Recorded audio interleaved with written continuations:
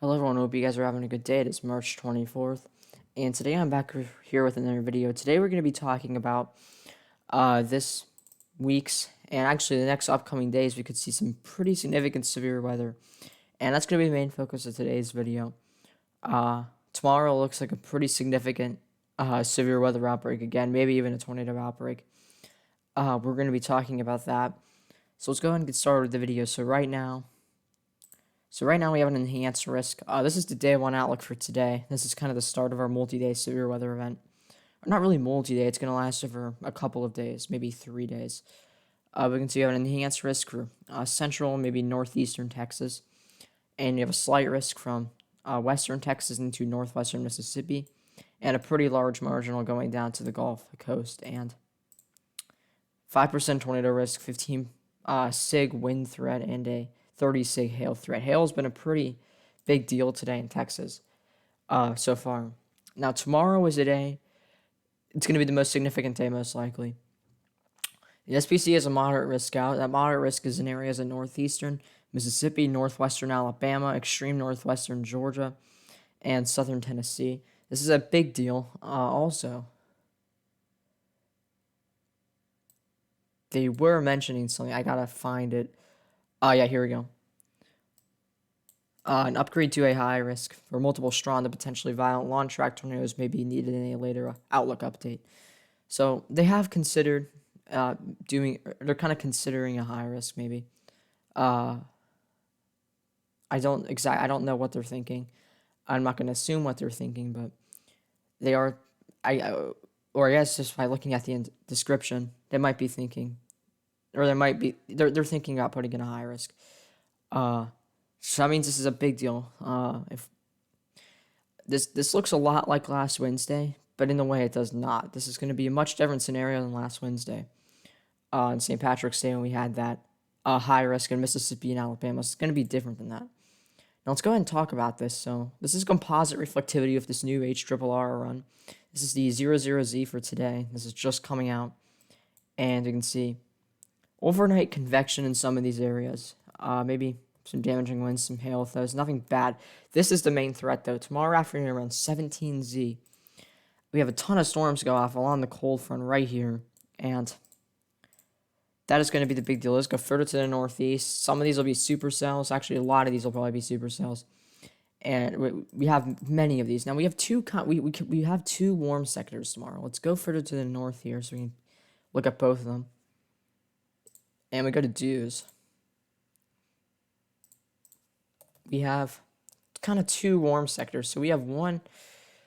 We have a weak warm front kind of trying to set up right here, some kind of boundary. It's not gonna really be a strong warm front. The main one's up further to the north, but we could have a few kind of or we could have a few boundaries. They're gonna be pretty weak though. The main one will be further to the north, and because we have this large warm sector with moist dews coming all the way up into central Indiana, maybe southern Ohio, and southern Illinois, we could even have severe weather as far north as these areas.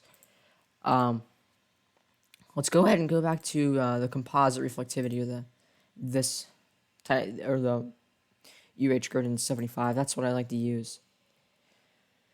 And take some soundings up. Let's go from north to south. So let's take some up in Illinois in front of these storms here. See what kind of environment we have for these. So this is a pretty good shear environment. We have nice shear with this. Winds veering of height most of the way up. And we have limited instability, though. So that could limit our tornado potential, and it is slightly capped. So, something to note with that sounding. Take me one maybe later along with this storm kind of by Springfield. Likely just a damaging wind threat, but there is some good shear, though. We could have a brief spin up maybe in southern Illinois with that type of setup. But instability, like I said, is very limited with that. And take some soundings further to the south here. Let's take one with these supercells in western Tennessee. Now, keep in mind the HRRR can sometimes have a supercell bias, but it's kind of getting it's not doing it as much as it did last year, as much as it did last year. Sorry. This is not a bad sounding here. We have decent shear, actually pretty good shear. A lot of instability and almost a 70-degree dew point, and decent lapse rates also, just a note there. Now, the Hodo doesn't look perfect, but that's not a bad Hodo. So, and we're going to get some better Hodos once we go further to the south. So we go into Alabama here, and we can just take some soundings of some of these cells. Take one right here in northeastern Mississippi. This is overall a pretty good sounding. We have really good shear, a lot of instability. Or not a lot, but a decent amount. And we do have speed shear also, which that's kind of an important factor for this. Take a sounding in east central Mississippi.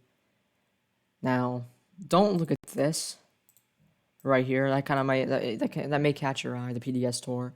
Don't really look at that. That's just kind of put that away for now. But we have pretty good cape with this.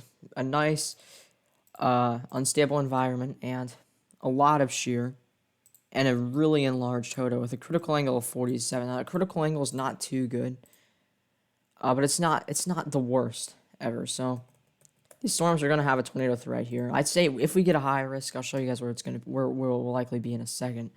This is another sounding, pretty similar to the last one. Really good shear, really enlarged Hodo. Critical angle though, not that good. But the shear though, this shear is just so good. We have, let's look at this speed shear here. That is just, that's some of the best speed shear I think I've seen in a long time. And then we do have really good directional shear also. So really nice setup. If they put a high risk in, I'd say it'll be probably for this area, kind of right around there. I think that's where they could put it. And yeah, I'm going to try to live stream tomorrow. I'm unsure if I'm going to be able to, but I will try my best because I have school. But this is another sounding. This looks really good also. Really good shear. Decent instability. And that Hodo is beautiful. And yeah. So tomorrow looks like a really good setup for severe weather. Now, tomorrow will likely be a dangerous day if it happens like this, and I don't want that. I hope that tomorrow doesn't verify as a high risk or even a moderate, but it's looking like it could do that. So now let's go look at this sounding here. This is a pretty insane sounding. Problem is we don't have a lot of instability. Instability is more limited. This is further to the north. This is kind of along the cold front, right along the line of storms. So maybe we could have some embedded supercells, maybe even an embedded strong tornado inside of it. With this shear we have here, you could get a strong tornado out of that easily. The main problem is thermodynamics, but this Hodo though, that is just nice. And let's take one right here, just for fun. Even the shear is even good here. Look at that Hodo. It's just contaminated though, so let's not really look at that. But yeah, so let's look at some I'll stop taking soundings for a second. Let's look at some parameters. They're not parameters, but I don't really know what the word is for it. But the first thing we're gonna look at is run max or updraft helicity. This can kind of show you where you have supercells developing and stuff. Now, where you see like the most like spikes of this, like right here we have a few spikes. That doesn't mean we're going to have a strong supercell producing a strong tornado moving right through those counties. No, that just kind of hints at, or the HRRR thinks that there could be maybe a supercell right there. That is a strong one. And we can see most of the tracks kind of go in this area. And once again, to the south of that, in Mississippi, northern Alabama, northwestern Georgia, and into even North Carolina. So this looks like a significant event tomorrow. We got a mixed layer cape. We have plenty of instability. Instability is not even going to be a problem tomorrow, unless we have too much convection that eats away at the instability. We have a decent amount of instability even in the southern Illinois, Tennessee, Kentucky, and we have almost 2,000 cape, kind of in the southern part of it, in central Mississippi and central Alabama. Tomorrow could be a significant day, and I'm kind of worried about it. I'm gonna try my best to live stream. I know I just said that, but I'm gonna try my best to live stream. But yeah, so let's real quick talk about Friday. Friday could be another severe weather day. Not significant, but we do have 3 marginal risk areas. We have one in Kansas, one in kind of northern Mississippi, northwestern Alabama, southwestern Tennessee, and areas of eastern Arkansas. And then we have one along the cold front in the southeast. We go back to this. You can see we have instability Friday afternoon, decent instability across this area. And do have a little bit of instability in Kansas. I think that might be some kind of upper level, lower cold core setup. Well, we're not going to look into that right now. We can see we have good instability across the southeast. We can take some soundings just inside of that. Not bad soundings. This would really not pose a tornado threat too much. This would mainly be a severe threat. But we do have a marginal risk for severe storms. Could go slight, maybe for. I don't think. These soundings don't really look like slight soundings. Maybe, if anything, it could go slight for damaging wind. That's about it, though. Maybe tornadoes if the SPC wants to get a little or get risky, but I don't know if they're going to do that. So we do have that severe weather threat in the southeast continuing on Friday. Not as significant as Thursday in any way, though. So we can look at the GFS, kind of look at our long-term pattern here. This is our low that's going to be bringing our significant severe weather outbreak tomorrow across the southeast and even into the Ohio Valley. That moves to the east, brings some snow to maybe northern Michigan. And maybe a decent little winter storm in northern Maine Friday night into Saturday. I can't. Yeah, I can go over there. All right. Yeah, you guys can see that. A little bit of snow on the back side of it. And then Friday, we have some severe weather with this low ejecting. And see just a little bit of moisture coming up from the Gulf. A little bit of instability. And that's going to bring a chance for some severe weather right to the northeast of that low. In Kansas on Friday.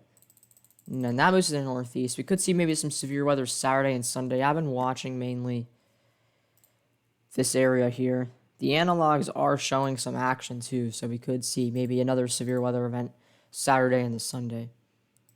And then looks like next week could be a little bit different. We're going to have a ridge start to set up across the center of the country, and